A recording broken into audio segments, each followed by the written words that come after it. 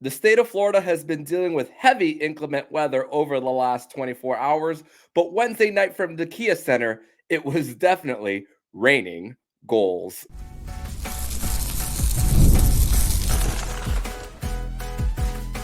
You're Locked On Panthers, your daily podcast on the Florida Panthers. Part of the Locked On Podcast Network, your team every day. And welcome into this Thursday, September 26th edition of the Locked On Florida Panthers podcast, part of the Locked On Podcast Network, where it's your team every day. Thank you for making the Locked On Florida Panthers podcast your first listen of the day. I'm Armando Velez from the Hockey News. You can follow me on X at MondoMan12, follow the show account on X and Instagram at LO_FLA Panthers. And shout out to the everydayers who come back here and get your daily Florida Panthers fix, and 3 to 4 times a week during the month of September. Today's episode is brought to you by Game Time. Download the Game Time app, create an account, and use code LOCKEDONNHL for $20 off your first purchase. You could do that all on the Game Time app. So, Panther fans, grateful to be back here on another edition of the show as we are getting one step closer to the regular season, as now we are 12 days away from opening night, as the Florida Panthers will be taking on the Boston Bruins that night, and banner raising ceremony, as we spoke about in the last show. The ring ceremony that will be happening the day before from Amerant Bank Arena on the 7th at 6:30 p.m. Once again, $20 tickets for anyone who wants to attend, plus fees that will benefit the Florida Panthers Foundation. But wow, what a game in Central Florida on Wednesday night, where a combined 15 goals, 5 of them on the power play, 1 of them being shorthanded, and 9 of them in the third period. And I guess with the Little League World Series champions, Lake Mary, Little League baseball team there, you just had to have a baseball score there on the night, right? So crazy game and a very unusual one. Obviously, it's a reminder that once again, this is preseason hockey that we're talking about, and sometimes the structure isn't always going to be there from shift to shift. And sometimes when guys aren't used to playing with one another, you don't know where the other person is. Sometimes some defensemen might be playing on their offside too, if there's 2 left-handed shots too. So the puck support might not necessarily be there consistently for each and every pair, or even in the forward groups if a few guys aren't playing with one another often too. But for this one, with the Panthers, two multi-goal leads that the Panthers had, one that was 2-0 at the time in the beginning, and then 7-5, and then momentum was definitely something in the beginning of the game and in the end. While in the middle of it, when you sandwich it, in the middle part of it, a lot of back and forth, which was the story of this game for the Florida Panthers and the Tampa Bay Lightning from the Kia Center in Orlando. But Chris Driedger, I thought he was really solid in his second now game for the Florida Panthers during the preseason. Gave up the three goals. We spoke about defensive coverage wasn't at its best. Third goal was a screen on the PK. Panthers lose the battle on the far side wall. And also for the other side of the things, for the Tampa Bay Lightning, I mean, we spoke about the trade this offseason for Connor Geekie, getting rid of the contract of Mikhail Sergachev to create some cap space to sign Jake Gensel. But man, what a prospect that Connor Geekie is after being drafted by the Arizona Coyotes, traded from Utah after their relocation there too. And also on the game-winning goal, where not the best goal given up by Ken Appleby there, but also Connor Geekie having the shorthanded goal on the power play while the Panthers were on the power play, with Ken Appleby also mishandling the puck too. And also not on that game winner, not the best checking that we saw there for the Panthers, as Asplund and Miklos Vorka were not putting shoulder to shoulder on Connor Geekie as he was driving up the left wing on that sharp angle shot too. And also multiple goals on the night that were given up via the sharp angle, which we'll get to a little bit later. But also, with Tomas Nosek not being part of the lineup for now, with that upper body injury, which Paul Maurice once again said that wasn't a concussion for Tomas Nosek. You get a little bit of a taste of a current new fourth line with Patrick Giles centering that line with Jesper Boqvist and AJ Greer. And also, with AJ Greer also, I think a lot of people in the fan base know that he's going to make the team and have a good feeling that he is, but also Greer is aware about who he is as a player. Talk about after the game where he knows that he's a depth guy, knowing that training camp is a war, and knowing that what about the reward that comes with a hard training camp, and for him it manifested in the drive up the left wing wall where the puck was dropped off to him after the drive, and then he scores on that play to make it 2-0 Panthers at the time too. And it's going to be, and like I said before, the scoring from the fourth line is going to be a bonus if you get your defensive game down, and that's really what the Paul Maurice is looking for his fourth line too. There also, and also for the Panthers and with how much of a mess defensive structure was in this one for this one in Orlando. I mean, we spoke about the goal that Ken Appleby gave up, which he mishandled the puck just 28 seconds later. I mean, the Panthers responding on the power play where they're getting it low to high and then from cross ice to the zone and then getting the pucks to the net. Where Jesper Boqvist was able to get it on the rebound. But before that, there were times during this game where the Panthers where the puck would trickle into the zone. It would be at the on the far side wall, and then a chip back up to the point, and then the Panthers would go for a point shot with no screen in front, and that was happening a lot. And I felt like a little bit of a sense of impatience for this group early on for this team. And I mean, I get it. The nerves are a little higher in training camp versus the early parts of the regular season when you are fighting for a position versus if you've already made it. Obviously, the nerves of playing in a live hockey game against grown men are real. They're absolutely real because you make one wrong move, the puck is checked out of your stick, and then there's a breakaway going the other way for the opposition too. So I definitely understand that. But I mean, I know we have seen the Jonas Johansson experience from the 2022 regular season. Obviously, those two games that he started for the Panthers, one of them against the Columbus Blue Jackets with JF Berube on the other side, former Charlotte Checker JF Berube for that side, and then just the 6 goals that he gave up. And obviously he was in the net for the game number 82 against the Montreal Canadiens. Carey Price's last game, by the way, too. And also those 2 goals that he gave up with on the short side, which, by the way, take the goals off, but also look at just the pursuit of trying to gain the puck on the Skoog goal. The Panthers had a defensive zone draw, and Skoog was able to get past the Tampa Bay D, chip it around, and then using his edges too to get around it, and then being the first to the puck right before that backhand shot that got through Jonas Johansson too. And it's a good confidence boost, regardless of whether you define it as a bad goal by Johansson too, and also Tobias Bjornfoot too. With driving up the left wing wall and just going the opposite way. So just within minutes of one another, Johansson gave up a goal on the short side, one on the glove side, one of them, the other one on the blocker.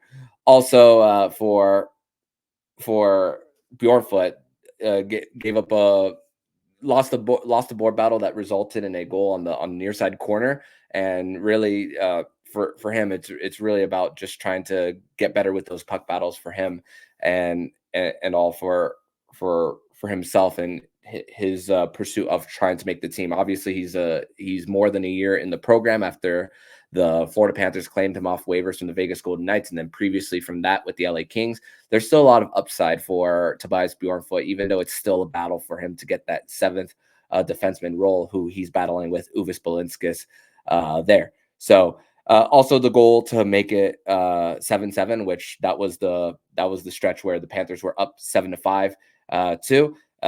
shot from the point in a scramble, not knowing where the puck was, and Ken Appleby knocked it into his own net, as if the game couldn't get any weirder. I mean, the goal before, we saw Matt Kierstead crashing into his own goalie, and the lead was cut down to 7-6 at the time too. So it's a little bit of series of unfortunate events throughout the whole night of just sloppy play, and also goaltending not being not being at its sharpest there for each of the two teams for them. But we're going to transition over to segment number 2, where we're going to continue the conversation of the neutral site game between the Florida Panthers and the Tampa Bay Lightning, and more of who upped their stock too, and more of takeaways there. We're going to discuss that more next here on the Locked On Florida Panthers podcast.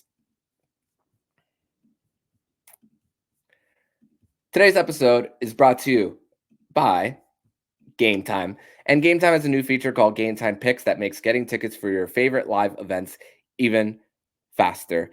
And Game Time Picks filters out the fluff to show you incredible deals on great seats so you don't have to waste time searching through thousands of tickets. The Game Time Picks, the curation makes it easier to save more on sports, concert, comedy, theater, and more. With seat views, you get a panoramic view of your seat in the app before you buy. And the lowest price guarantee, or Game Time, will credit you 110% of the difference. Download the Game Time app, create an account, and use code LOCKEDONNHL for $20 off your first purchase. Terms apply. Again, create an account and redeem code LOCKEDON NHL for $20 off. Download Game Time today. What time is it? Game time. Also, this episode is brought to you by FanDuel. And hey, NFL fans, you can start the season with a big return on FanDuel, which is America's #1 sportsbook. So you can get a hunch. So when you get a hunch in the middle of the game, you can check out the latest stats, view live play-by-play, and so much more on the same page where you can place your bets. You'll get started with $200 in bonus bets guaranteed when you place your first $5 bet. You can do that all at FanDuel.com. Once again, get started with $200 in bonus bets guaranteed when you place your first $5 bet, and you can do that all at FanDuel.com.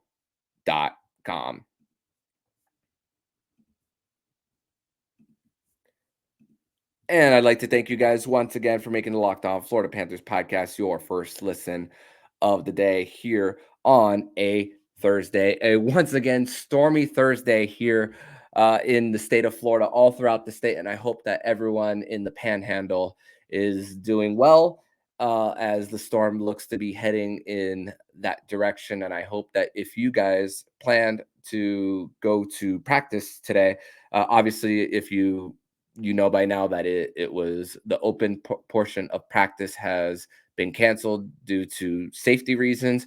Halloween Horror Nights will not be going on tonight at the theme park too. So a lot of plans for a lot of people have been changed due to the circumstances, due to weather. It comes with the territory of this time of year of being a Floridian, as we all know. Also, for another player that I want to talk about for the Panthers, we spoke about Wilmer Skoog. I also want to talk about him and Patrick Giles, and I don't think necessarily that these guys will.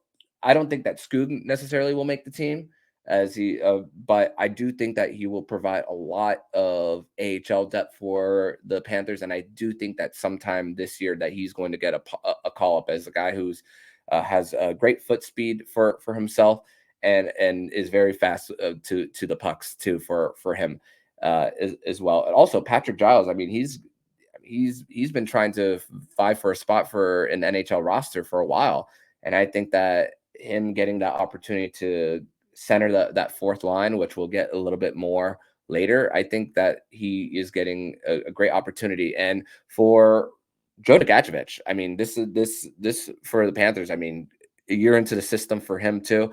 Very, very responsible in his own end, bringing the puck up, entering the zone too, and being first to get on that forecheck too. I mean, more experience in the program is very beneficial, and obviously we see it manifest with that extension for him. Skoog had a lot of time with Mackie Simiskevich and Justin Sordiff down in the AHL too for him. So definitely working with guys who have a lot of high upside for themselves too is definitely very beneficial. Obviously in the NHL level, playing with more of depth guys, as we've seen recently with Greer and Jesper Boqvist, which Jesper Boqvist got on the score sheet with a goal on the power play. That is definitely, you won't necessarily see the stats be high for him, but also getting the valuable experience for him too is there. Sandis Velmanis, oh my goodness, is this guy? I do truly believe that maybe sometime in a year or two we'll see him play in bottom six, middle six role for the Panthers, as in two of the plays that he contributed on. Looked great in keeping the puck out in the zone on a breakout, and then finding Ryan McAllister to make it 7-5 at the time, and also scored the goal on the power play, which it looked like that Tampa Bay was breaking up the pass from low to high. And then Uvis Balinskis was first to get a quick tap to Sandis Vilmanis, and then taking advantage of that. And also going to Uvis Balinskis too for him. We spoke earlier just about him just forcing stuff in the neutral zone too.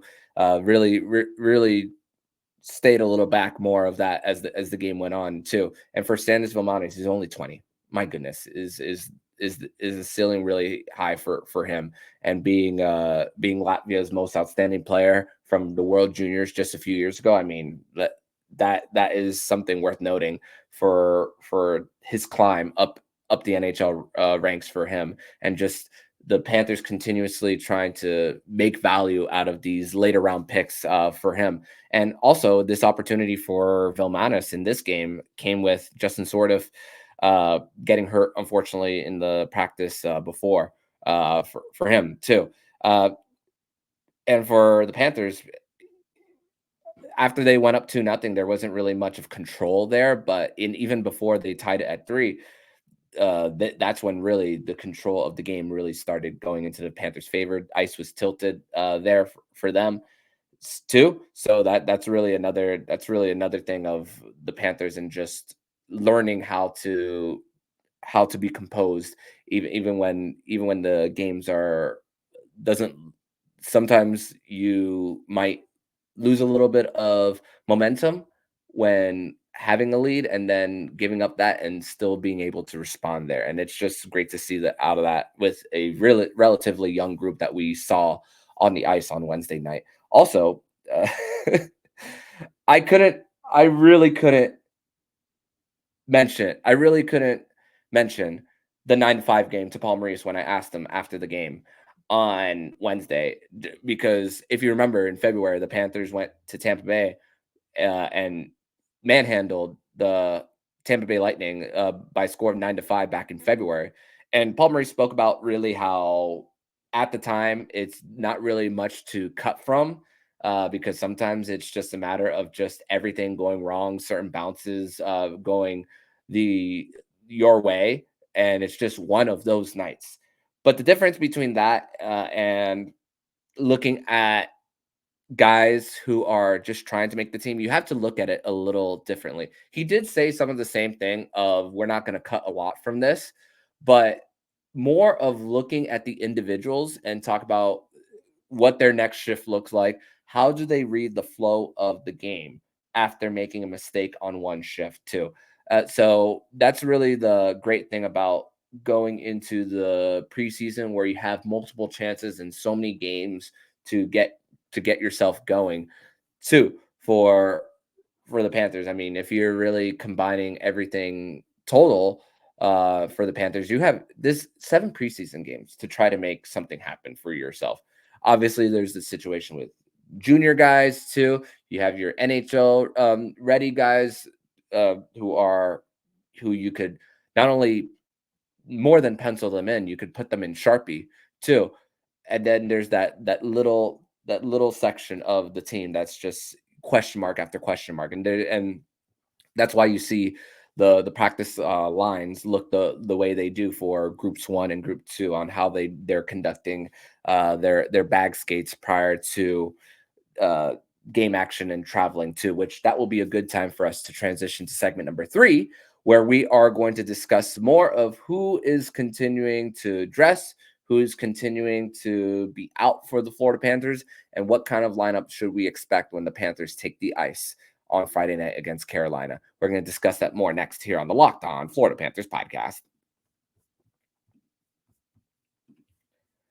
Today's episode is brought to you by Indeed, and we're driven for the search for better. But when it comes to hiring, the best way to search for a candidate isn't to search at all. Don't search, match with Indeed. If you need to hire, you need Indeed. Indeed is your matching and hiring platform with over 300 million global monthly visitors, according to Indeed data, and a matching engine that helps you find candidates fast. Ditch the busy work. Use Indeed for scheduling, screening, and messaging so you can connect with candidates faster. You can leverage over 140 million qualifications and preferences every day. Indeed's matching engine is constantly learning from your preferences. So the more you use Indeed, the better it gets. Join more than 3.5 million businesses worldwide that use Indeed to hire great talent fast. And listeners to the show can get a $75 sponsored job credit to get your job more visibility at Indeed.com/lockedon. Go to Indeed.com/lockedon and support our show by saying you heard about Indeed on this podcast. Indeed.com/lockedon. Terms and conditions apply. Need to hire? You need Indeed.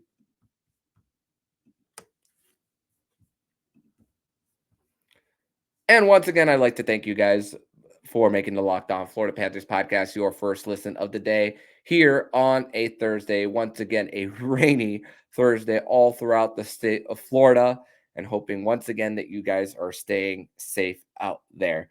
And we kind of teased it a little bit for what's going on in practice for the Florida Panthers as we are recording this at 1:21 p.m. on a Thursday. The Panthers have already put their groups out for practices and mostly wanted to do a late afternoon recording due to talking about the game in Orlando, talking about the practice lines of what we see, and also because this is our last episode of the week. We'll be back on Monday to discuss more about the back-to-back on Friday and Saturday from as the Panthers take on the Carolina Hurricanes too. So wanted to put as much information together so that you guys can go into the weekend just in the know of everything that's going on too. So the first group of the Florida Panthers bag skate, mostly guys who are going to probably make the team. Anton Lundell was not part of that group.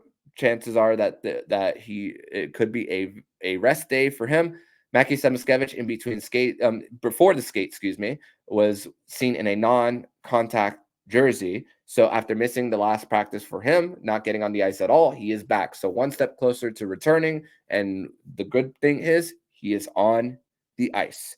So that is good news once again for his chances to still compete for that third line wing spot, which once again, we are very positive that he is going to be part of that. The group of Nate Schmidt and Adam Boqvist back together. So obviously for when two guys who have been in different situations are one being bought out, the other one not being qualified as an RFA, there's a lot of there's a little bit of doubts from obviously the other organizations in their games, and they're not being seen as part of the solution for their franchises. In the case of the Winnipeg Jets for Schmidt, Adam Boqvist in the case for Columbus, and even previously Chicago there for him. But just when it comes to just getting used to each other, and also I like the fact that they both manned each of their own power play units recently the other night with Adam Boqvist manning the first power play unit, which we saw Zach Dalpe score on that one for him. Also, even though Zach Dalpe, I don't think he's going to make the team, and even the fact that he was left off the Black Aces too, the chances are very, very low for him. But also good confidence boost for him. As hey, who knows if he passes through waivers, that once again he'll be the captain of the Charlotte Checkers going into another season too, as the guys over there really truly love his leadership, and also he's found a home there for his family in Charlotte too, so that's a great thing. But also for going back to Boqvist and Nate Schmidt, they're always not going to be able to read each other early on. They're going into a new situation, although Schmidt has been in the Paul Maurice system before. Even Paul Maurice spoke about how things in Winnipeg wouldn't necessarily work with the Florida Panthers, and I don't think he said this in a way of just knocking the management or even the personnel, because you do have guys who deal with different styles of play and different habits too, that you don't know where the other is always going to be when on the ice. So puck support is going to be the thing I'm truly going to be looking for when you're fighting off a forecheck, and if you're chipping it back on the end boards to your partner, and knowing that you got that support for the opposition. So not something that I want to judge harshly for that pair just yet for them. So this is going to be a trial and error period for this group. Uh, like we mentioned earlier, Giles is continuing to be on the fourth line with AJ Greer and Jesper Boqvist. Also, Uvis Balinskis, Matt Kiersted, and Justin Sordiff were not skating. This is something about Sordiff that we knew over the last few days after getting hurt in practice and very slow to get up right before uh, gingerly walking to the locker room too. So it looks like that Balinskis and Kiersted are going to get a little bit of rest, and even though they are still fighting for the seventh defenseman spot, along with Tobias Bjornfoy, it's going to come down to those three, which I believe Kiersted's chances are the least of the three, in my opinion. Too, he's been in the system for years now and hasn't been consistent under this coaching staff. We saw more of that with the previous coaching staff. So doesn't look like that he's in good favor with this one, at least the way I'm viewing it from that. And also, this is a good opportunity for Zachary Ewens, who's won back-to-back Kelly Cups with the Florida Everblades, and Evan Naus, who will probably be the third pairing on Friday night for them. And also with the veterans getting rest with bag skating, the first group, and not dealing with contact, Anton Lundell not being part of practice, and also Mackie Semiskevich. We're seeing now in this part of the preseason of guys going down. I mean, some of the guys who were already gone down in Artemi Panarin, Drew Doughty, I believe Matt Boldy is hurt. I have to double check on that. I believe I saw something in relation to that too. That this is all about the long game. We have to also consider that for this group too, of just how you're looking in April, what you look like that health wise and performance wise versus what you are looking like in October. Honestly, even if the Panthers get off to a rough start in October, let's get to April. Let's get to that part of the season before truly judging that. I remember Dan Rosen of NHL at the Rink was asking Paul Maurice when the Panthers beat the Rangers in early March is the worst part about playing this well is knowing that it's March. And crazy to think, after Dan Rosen asked that question is when the Panthers went on a stretch where they only won 2 games in 10 in a 10-game stretch too. Crazy to think with all that for the Panthers then, and just about you're gonna have the ebbs and flows once again. You're gonna have the injuries too for this group, and it's just really about taking a little bit of a step back and to know once again of thinking of the long game here for this group. Also, another thing that I have on my notes that I hadn't mentioned yet, Jonah Gadjevich, I do really truly believe that he is one step closer to fighting for being part of that 13th forward. And also Mackenzie Entwistle, I thought gave him a really good fight too for on Wednesday night for possibly getting that 13th forward. I know Patrick Giles is currently on the fourth line center as of now with the injury to Noshek, but you think about consistent something I think about consistently is positional value, with Jonah Gadjevich being a winger and Mackenzie Entwistle being a big bodied center who had a great clear and prevented a scoring chance when Chris Driedger was down on Wednesday night.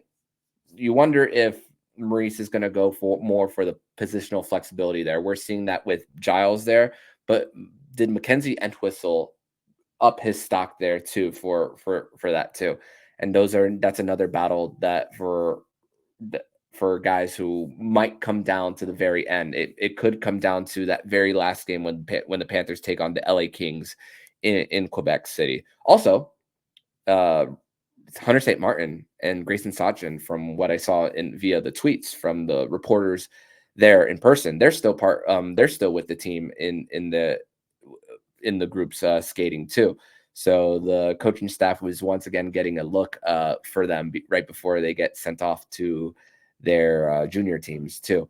So once again, hopefully we get to see more of those two, and with some of the changes in the groups, maybe they get one more game of game action too for them. So can't wait to see those guys back on the ice. But we have good news for the next 4 games for the Florida Panthers.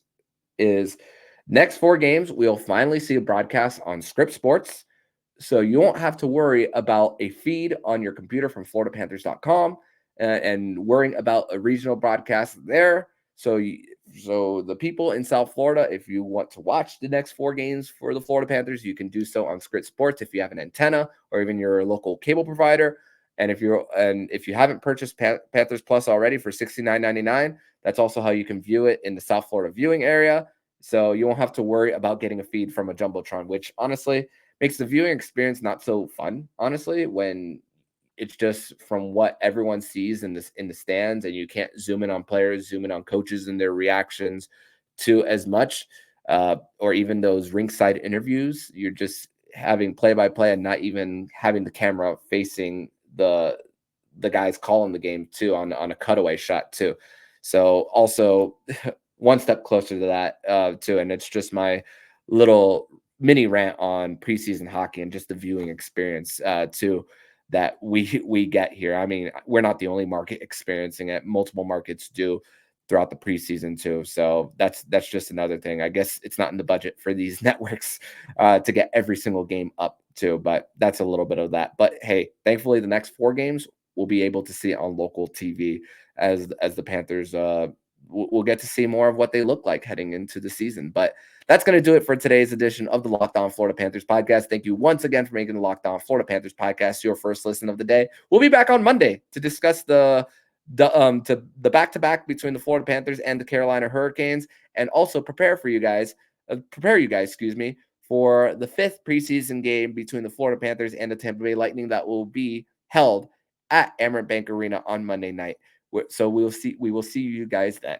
But in the meantime, if you like what you're hearing, please subscribe to the podcast to be notified every single time the Locked On Florida Panthers podcast jumps into your podcast feed. Don't forget to also subscribe to the other shows on Locked On NHL Network, including Locked On NHL, Locked On Fantasy Hockey, Flip Livingstone and Steel Roden, and Locked On NHL Prospects. Thank you once again for making the Locked On Florida Panthers podcast your first listen of the day. So I'm Armando Velez, signing off. And you've been listening to the Locked On Florida Panthers podcast, part of the Locked On Podcast Network. We're your team every day.